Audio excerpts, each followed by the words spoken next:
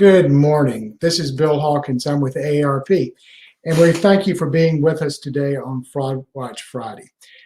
There is a recent AARP survey, and it's talking about gift cards. People are increasingly being defrauded by using gift cards, the purchase of gift cards. And 1 in 3 folks who were surveyed said that they have been approached and asked to pay a debt using a gift card.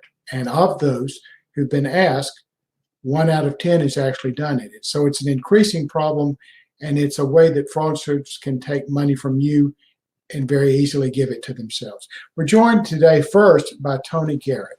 Tony's with Crime Stoppers. Welcome, Tony. Hi, good morning.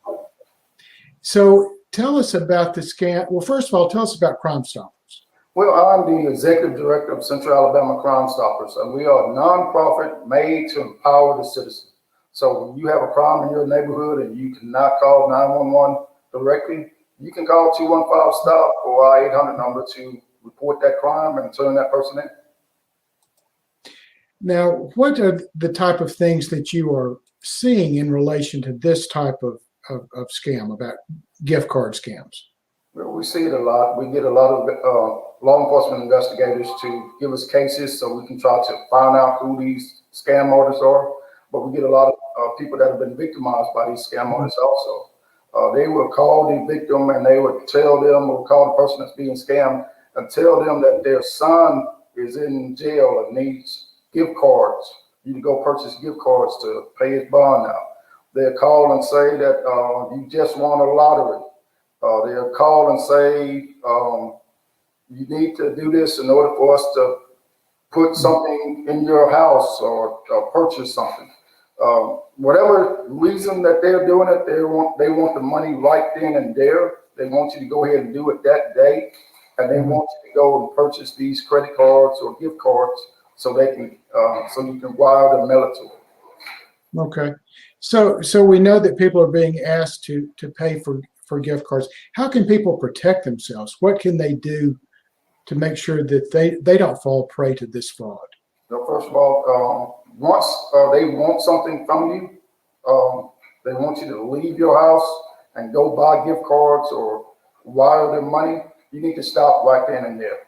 Because if someone wants something that same day, normally that's the first sign to say that it's a scam. Also, you need to check your accounts on almost a daily or weekly basis, just in case they've stolen out your ID, because sometimes they'll go through your trash. Sometimes they'll call you by phone and ask for information just to verify information that they may already have. Identity theft is real big, and these are some of the ways that they try to get your information. It is through just a basic conversation. Now, you say steal your accounts. Which accounts are you talking about? Your bank accounts, your credit card accounts, any financial institution that you have money, they're going to try to find out what credit cards, what type of information they can get off of you. Sometimes they'll try to get your social security number, they'll get your credit card numbers, and once they have that, they'll try to spend your money as quickly as possible. So the best thing you can do is every 2 or 3 days, check those accounts, especially the ones that you rarely use, to see if you've actually made any unauthorized purchases, or if anyone has made any unauthorized purchases on those accounts.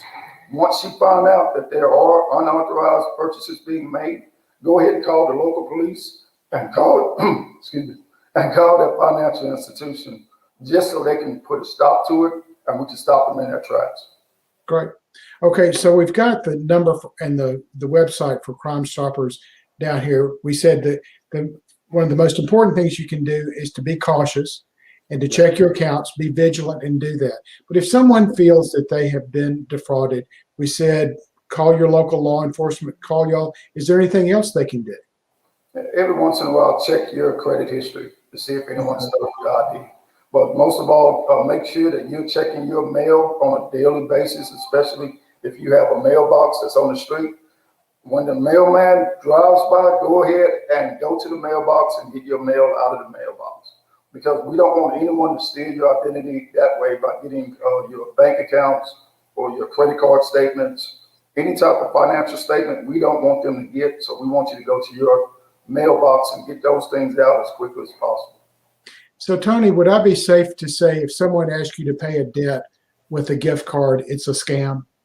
Yes, yes. There is no government entity that I know of that will ask you to pay some type of payment through a gift card or credit card, or they're going to send you a certified letter first of all, and you can verify them through that certified through the telephone book or through someone else, and call them through another telephone number that you see on the internet that's from a reputable site. Or you call AARP and ask, hey, is the IRS asking me to send money? Can you verify for me? Or you call Crime Stoppers, and we'll actually help you out and walk you through the process. All right. I added the AARP Fraud Watch helpline number down here, so thank you with that. So again, if it sounds too good to be true, it's probably not true. Gift cards, paying a debt with a gift card is probably a scam. Be vigilant. Check your accounts. Make sure you're doing that. And if you think you need help, you can call your local law enforcement or call y'all. Yes, and don't answer the phone to every call. You know your loved ones that are calling, the ones that are suspicious, those telephone calls that are suspicious, go ahead and hang up and don't even bother with it. Right. Because if someone really wants to contact you, they're going to send you a certified mail. Certified mail. Thank you, Tony. You're welcome. Now, next we're going to be joined by Cheryl Henderson. Cheryl Henderson is our lead fraud volunteer for AARP in Alabama. Does a great job with that. And among the things she does is answer calls that come into our National Fraud Watch helpline. That's the number that you have at the bottom of your screen now. Cheryl, are you getting a lot of calls about this type of scam? Every day. They're coming in constantly. A lot of calls are coming in with people who think they've won a lottery that they have never entered. You cannot win something that you did not enter.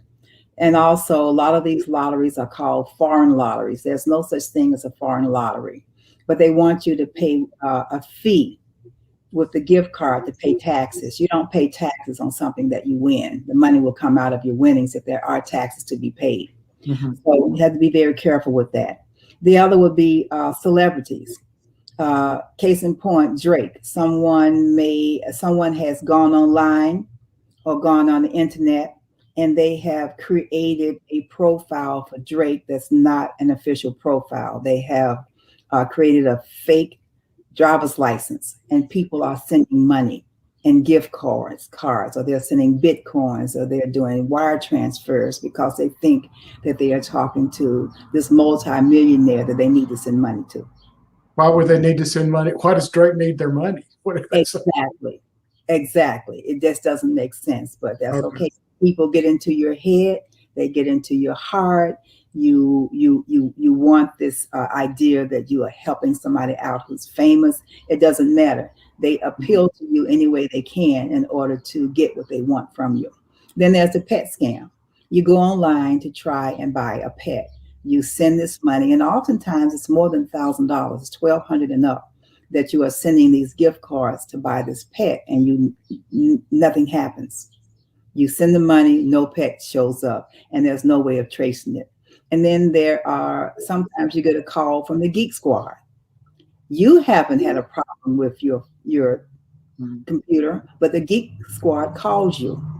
And then they give you all this information, and you ended up giving them $500 or more in order to get a virus off your computer that you allow them to put on because you engage with them.